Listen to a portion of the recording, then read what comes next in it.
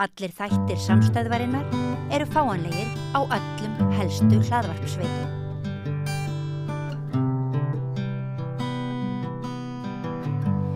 Já, námslánakerfið er eitt af þessum stoðum í samfélaginu sem á að tryggja aukin jöfnu og bara láta kerfið virka, en námslánakerfið er ekki alveg að virka eins og skildi, eins og kannski ráða fyrir gert í upphafi þegar að fólk var að koma því á legg svona upp úr miðri síðustu öld. Hingað er komin Lísa Margrét Gunnarsdóttir sem er formaður Landssamtaka íslenskra stúdenta og ég ætla að fá aðeins til þess að segja mig frá námslánakerfinu. Það er náttúrulega grunnhugmyndin svo að þetta er að tryggja jafnrétti til náms, þannig að fólk af efnaminni fjölskyldum sem að kannski hafi ekki bolmagn til þess að greiða fyrir framfærslu og námi barna sinna geti líka stundanám. Er það raunin í dag? Nei, þó að lögbundið hlutverk íslenskra námslána sé einmitt að auka félagslegan jöfnuð, að þá erum við að sjá að nýja kerfið sem að teki í gagni árið 2020 hefur ekki borið til ætlaðan árangur. Hvers vegna ekki? Sko, það er kannski fyrst og fremst vegna þess að styrkur ríkisins sem áður fólst í lágum vöxtum er núna námsstyrkur ef þú klárar nám á tilsettum tíma, en hann gagnast kannski síst þeim sem þurfa á honum að halda félagslegum ástæðum, vegna þess að þú hlýtur aðeins námsstyrk að þú klárar nám á réttum tíma. Ég held að svigrúmið sé 1 ár, eitthvað svoleiðis, en fyrir fólk sem er kannski á almennum leigumarkaði eða eignast barn í námi eða bara er lengur að klára námsitt af einhverjum öðrum ástæðum, að þá á þetta fólk ekki réttan námsstyrk, og þá erum við að tala greiðslubyrði sem er meir en 60% hærri en í gamla námslánakerfinu, sem er nú ekki fullkomið. Sem heldur þá fólki bara þegar kemur út á vinnumarkað aftur? Já. En fyrir 2020 mátti ekki samt sjá merkið þess að kerfið væri ekki að virka. Eins og þetta var lýst fyrir mér að þá voru námslánin það lág, og þú nefndir að ef fólk er á leigumarkaði að þá duða nú alla fyrir leigu. Ég held að sé meira að finna dæmi að leiga á stúdentagörðum taki stóra hluta af námslánum. Þannig að ef þú ert ekki með stuðning foreldra eða einhverja, að þá þarftu að fara að vinna. Og þá skerðist rétturinn til námslána. Já. Þannig að þú endanum færð ekki nein lána því þú ert ekki með stuðning frá fjölskylduðinni og ert í fullri vinnu þá með námi, og þar leiðandi er orðin mjög ólík staða fólks eftir stéttastöðu. Algjörlega. Þetta var áður fyrir 2020, þannig að styrkirnir í sjálfum sér voru ekki til að laga þetta. Nei, og þarna spilar inn í líka að framfærslu viðmið lánasjóðsins hefur lengi verið gagnrýnt, af því að það mætir ekki þeim kostnaði sem fylgir að framfleyta sér og verið í námi. Þannig að fólk er ofta að lenda í þessu vegasalti að þurfa að vinna, af því að það fær ekki nógu hátt námslán, en svo er því refsað fyrir að vinna og þá skerðist námslánið. Það er búið að taka skref til þess að leiðrétta þetta með miklu herra frítekjumarki, sem sagt hvað mátt vinna mikið áður en að námslánið skerðist. En þetta hefur verið vandamál bæði í nýja kerfinu og því gamla líka. En svo fyrir 2020 í gamla línkerfinu þá voru sumir að lenda í því að þó vextirnir séu lágir þá eru þeir samt verðtryggðir, og fólk sem tók lán og upplifði svo efnahagskreppuna þá tvöfaldaðist eða þrefaldaðist lánið. Og við vitum alveg dæmi þess að fólk sé kannski búið að borga þrefalda upphæð af láninu sínu tilbaka, en það er jafn hátt og það var þegar það tók lánið. Þannig að bæði, hvort svo horfir á gamla eða nýja kerfið, þá erum við að sjá að námslánakerfið er ekki beint að styrkja fólk til þess að sækja sér háskólamenntun, heldur er þetta eiginlega refsing frekar. Þetta er verulega íþykjandi í gamla og nýja kerfinu, þannig að við þurfum að gera betur. Já, kerfið var sett upp bæði til þess að jafna aðstöðu fólks, en það var líka á bakvið þetta hugmyndum það að námið sem að þú ferði í er svona sameiginleg fjárfesting þín og samfélagsins. Nákvæmlega. Að samfélagið sé að fjárfesta í þér, þess að það voru rökin fyrir að vextiði væri lægri. En einhvers staðar týndist það, þótti óréttlátt að nemar fengju lægri vexti. Já, einmitt. Og nú eru vextir á nýjum námslánum markaðsvæddir. Á sínum tíma þegar það var verið að móta þetta nýja námslánakerfi að þá stóð til upprunalega að hafa ekkert vaxtaþak af því að Ísland væri lágvaxta umhverfi þannig að 2019, 2020. En stúdentarhreyfingin barðist fyrir því að hafa eitthvað vaxtaþak og við sjáum það núna þegar það er komin smá reynsla á kerfi sem var innleitt árið 2020, nú er 2025 og vextirnir eru búnir að vera í þakinu bara í allavega 2,5 ár held ég. Hverjir eru vextirnir? Sem sagt, það er 4% fyrir verðtryggt lán, 9% fyrir óverðtryggt lán. Þannig að þetta eru bara mjög háir vextir og ef þú færið ekki námsstyrkinn að þá er þetta bara frekar óhagstætt lán, myndi ég segja. Allavega þegar yfirskriftin á að vera félagslegur jöfnuður og að styrkja fólk til náms.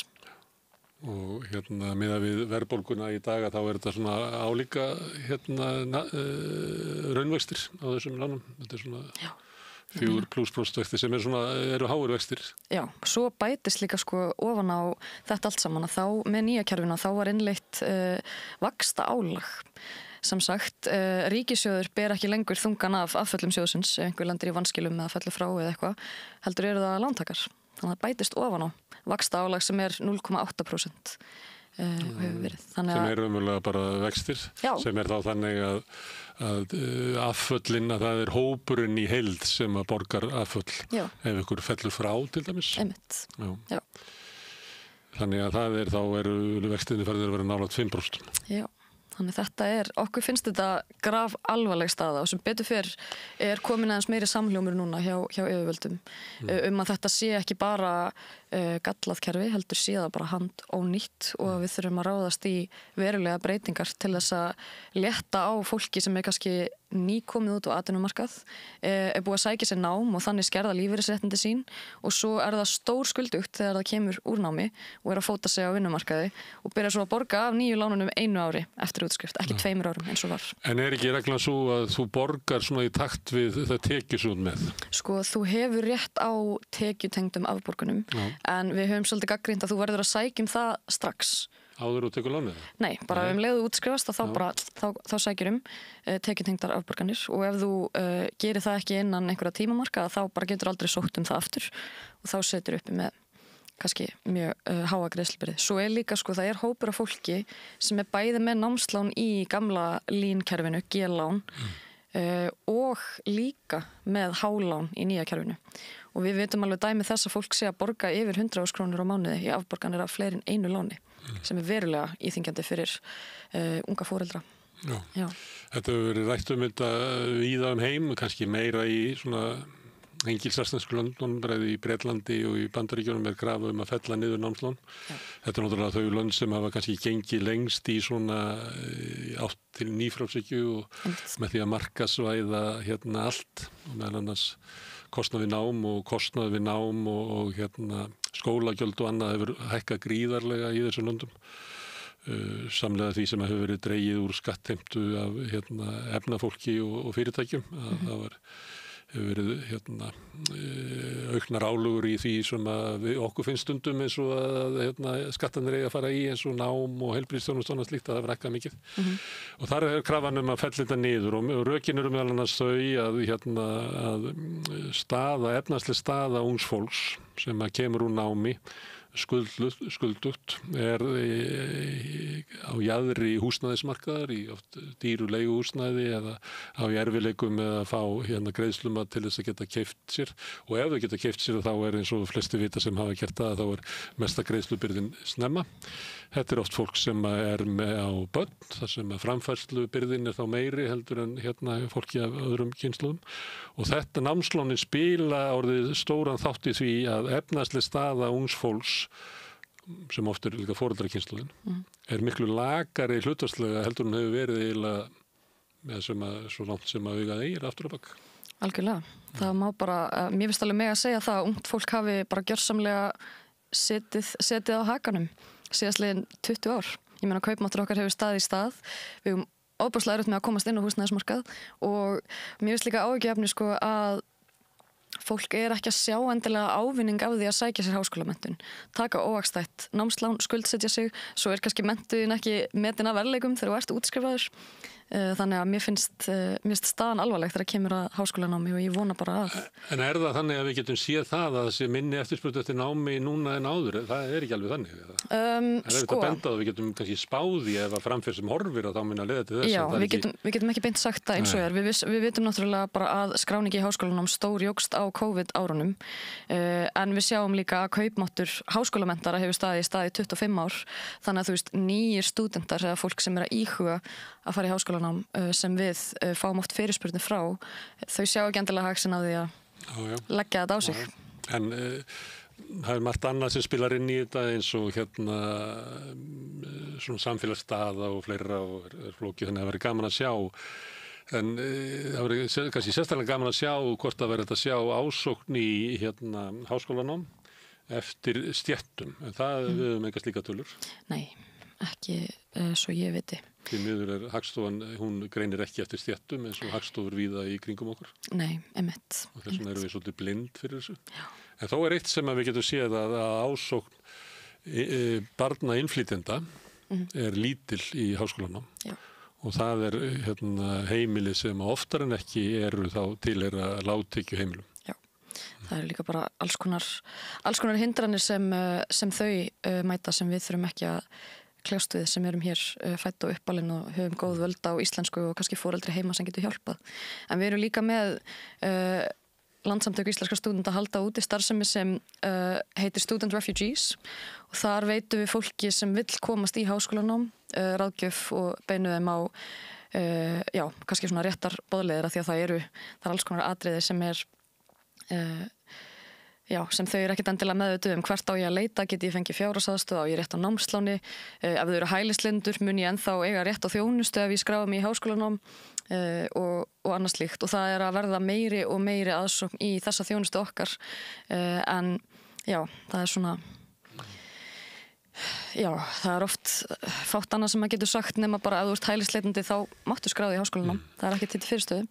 En ef að efnaðslega staða ungs fólks hefur orðið lakari, meðal annars út af eyðileggingu námslánakerfisins og þungra vaxtabyrði og svo náttúrulega bitnar húsnæðismarkaðurinn sérstaklega ungu fólki, að því að þú ert á jaðri húsnæðismarkaðurins þegar þú hefur þinn búskap, ef við getum orðað þannig, og fólk líka á jaðri vinnumarkaðurins og svona harkakerfið kannski byrja það er ekki gengið að þú sett komin í svona öryggi vinnumarkaðurinn sem að kannski mun verða seinna.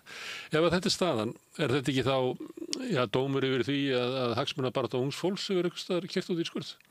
Ég myndi ekkert endilega að segja það. Ég held að það séu bara allir hópar samfélagsins búnir að keppast við að ná upp sama kaupmætti og fyrir hrun.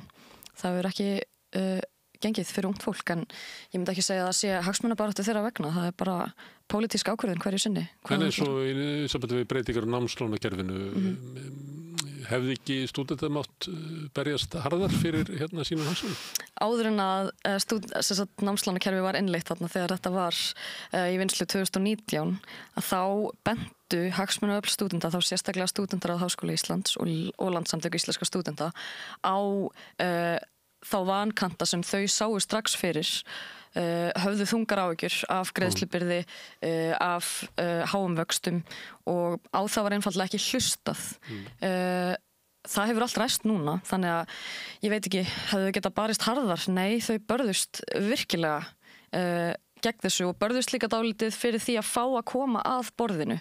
Það er eitthvað sem oft einhvern veginn Fenguðu ekki? Nei, fengu ekki, á því var ekki hlustað nema takmörkuðu leyti og nú er staðan eins og hún er í dag. Þannig frekar en að eitthvað hafi farið úrskeiðis í hagsmunabaráttu stúdenta þá er það meira kannski áfellisdómur á samráð við hagaðila á stigum málsins. Það er ekki hlustað á ykkur en það er hlustað á bankana og fjármálakerfið og það er bara þannig. Einmitt. Þannig þá þurfum þið að djöflast meira, býst ég við? Já, og það er nú mikið sem að þarf ofta að djöflast í stúdentapólitíkinni.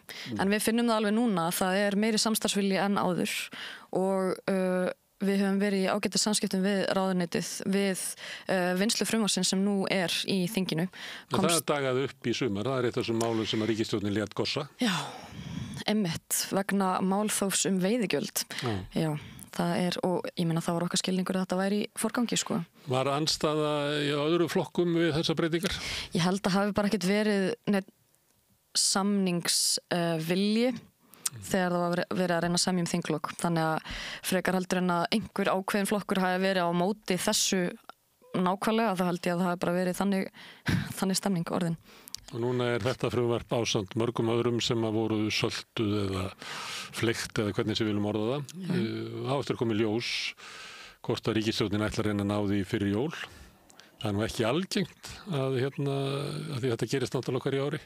Já. Að það pakka frumvörpum hent og oft það gert að þá tala með við ætlum að setja bara strax í gang næsta haust, en yfirleitt reynslan segir að svo verði ekki gert. Einmitt, maður alveg hræddur hafið þið einhverjar leiðir til þess að þrýsta á að þetta frumvarp var í gegn fyrir jól? Já, svo sannarlega, við erum bara búin að vera á fundum með ráðuneytinu nákvæmlega þetta og sko miðað við hvað fyrsta umræða var tíðindalítil og hvaða ríkir almennt samstaða þetta frumvarp, þá sé ég ekki ástæðu þess að þetta myndi ekki fara í gegn núna í haust. En ef svo verður ekki, eða ef það stefnir í það, þá auðvitað það okkar hlutverk að þrýsta á það. En enn sem komið þá bara mjög mikill samstarfsvilji og almenn svona, já, almennu vilji. En svo það getur ferið í málþófum bókun 35? Eða? Já, svo það, sko. Þá getur þetta orðið fórnarlamb þess? Já. Það eitt varðandi stöðu ungs fólks og því ég var að tala mátti ekki taka það sem of harða gagnrýni en stundum spyr maður það að þegar einhver hópur næri ekki fram sínum kröfum að þá geti hann barist harðar. Ég stundum verið að ræða þetta við fólk í háskólunum nemanna því ég verið var við að til dæmis þegar ég bara bóka í þátt og svona að háskólanemar eru mjög uppteknir. Já. Og ég bjó ekkert til þá kenningu að þetta væri lærdómi sögunar að hinn ráðandi öfl ætlu ekki lendi því að fá aðra 68 kynslóð sem hefði komið inn í háskólana sem hefði nægan tíma til þess að leita sjálfum sér öðru slíku og yrðu að einhverju svona sjálfstöðu pólitísku afli. Þess vegna væri svo mikið álag á nemanna að það hefðu lítinn tíma meðal annars fyrir hagsmunabaráttu. Og núna síðast þá sagði einn háskólaprófessor að það verður nú ekki endilega álag út af náminu sem væri vandamál. Heldur væri það þannig að það væri allir háskólanemarnir í fullri vinnu með náminu. Einmitt. Og þar alveg hefur fólk ekki neitt tíma til neins annars heldur en að vera bara að vinna á Subway og vera í mannfræði. Já, þá nennir maður ekkit endilega að berjast fyrir einhverjum hagsmunum. Þú hefur bara ekki tíman. Nei. Ekki nú viljið skerða svefntíman? Já, sem flestir sem hafa tekið þátt í félagasamtökum eða hagsmunabaráttu stúdenta samhliða námi og vinnu kannast við, hugsa ég. En við erum auðvitað alveg, við erum alveg sérstök þjóð hvað þetta varðar. Við eigum Evrópumet í atvinnuþátttöku á meðan námi stendur og nýjasta Eurostudent könnunin sýnir það að 72% okkar vinna samhliða námi. Eða hvort það 76% meira þess að.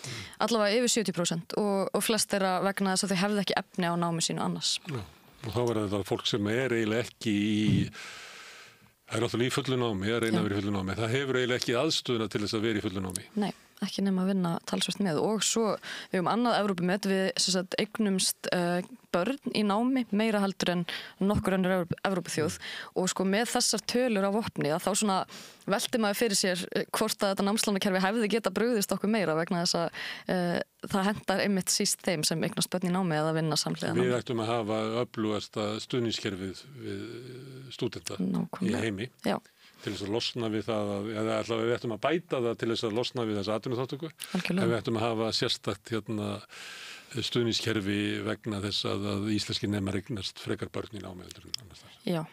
En við erum ekki með besta kerfið. Alls ekki. En ég vil þó segja til að vera ekki bara neikvæð hér í dag að þá jákvætt í nýja kerfinu að láni vegna barneigna bara svona fæðingarlán, því var breytt í fæðingarstyrk, þannig nú færðu bara styrk, það er ekki mjög hár og standur til að hækka hann, en það er allavega skref í rétt átt. Sem er bara sambærilegt og fæðingarorlofsstyrkur? Jú, einmitt, af því að stúdentar líka landa svo oft á milli kerfa, við erum einhvern veginn inn í námslánakerfinu og það á að vera okkar stuðningskerfi, en svo erum við þetta verkalýður líka eins og við höfum rætt, en þó að við borgum gjald í atvinnuleysistryggingasjóð, þá eigum við ekki aðgang að sjóðunum ef við verum atvinnulaus.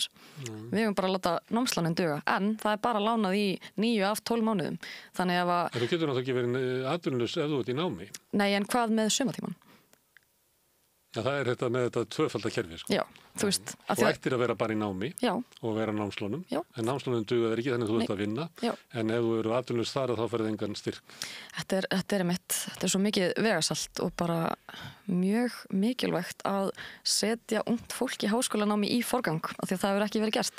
Það hefur ekki verið svona, ég hef ekki verið varðið að svona lifandi umræða þessa stöðu, raunverulega ekki veika fjárhagslega stöðu ungs fólks. Nei. Sem að ég tók nú þátt við því að reyna að búa til einhverja greinar og fleiti svo inn í umræðuna fyrir svona 10 árum síðan, af því þá var ég bara endurvarpa það sem var erlendis. En maður er ekki verið varfið að þetta sé mikið á borði stjórnmálana. Það er frekar að aðstoða ungt fólk við að kaupa sér fyrstu íbúð sem er alltaf mjög vinsælt rétt fyrir kosningar. Það er mikið náhuga á því.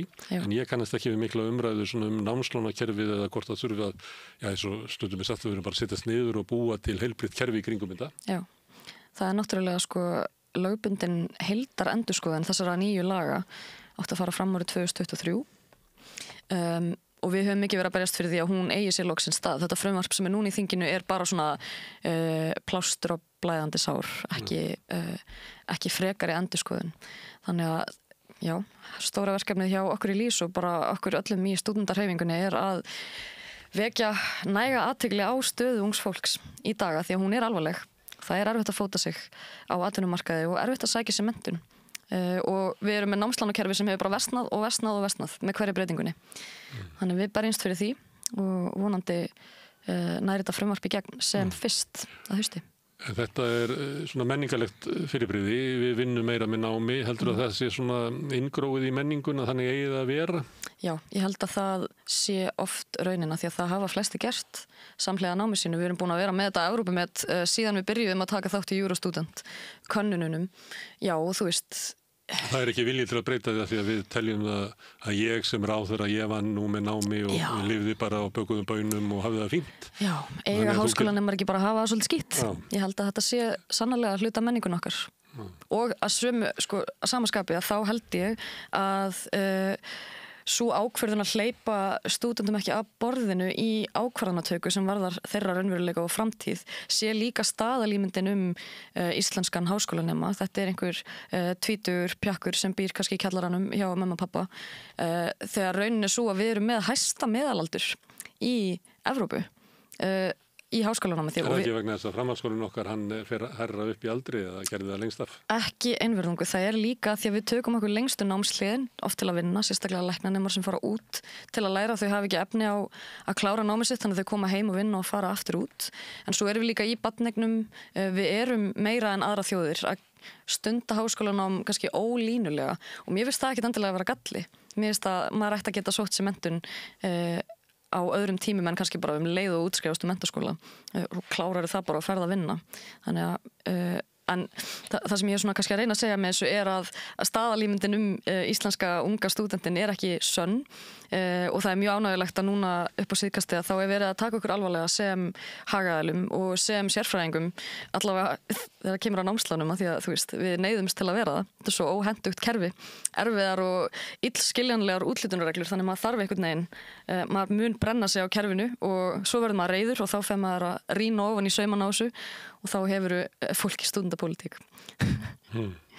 Já, sem að best fyrir hagsmunum stúdenta, meðal annars þessu. Það nú, við heyrðum nú að það var eitthvað svona verið að kvarta yfir bílastæðagjöldum í HÍ. Já. Það var hluti af stúdentapólitíkinni. Já, einmitt, þetta er alltaf mjög stórt hitamál í HÍ sem ég skil vel að því að sumir hafi ekki kost á því að komast í skólan nema nota til þess bíl og sumir hafa líka gagnrýnt sko að sé verið að auka gjaldskyldu án þess að það sé einhver annar kostur í stöðinni. Þannig ég skil þá gagnrýni vel. En ég veit að Stúdentar Háskóli Íslands þetta er stórt mál hjá þeim þessa mundir. Herðu, Lísa Margrét, takk fyrir að koma hingað og ræða við mig námslánakerfið sem að þarf plástur en þarf líka uppskurð. Takk fyrir spjallið.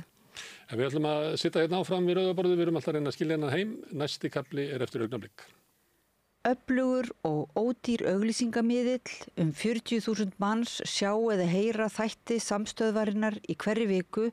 Ef þú vilt auglýsa, sendu póst á samstöðin@samstöðin.is. Ég heiti Þórhildur Þorleifsdóttir. Á Samstöðinni fjörug, opin, skemmtileg og gagnrýnin umræða allt milli himins og jarðar. Samstöðin á erindi inn á öll heimili.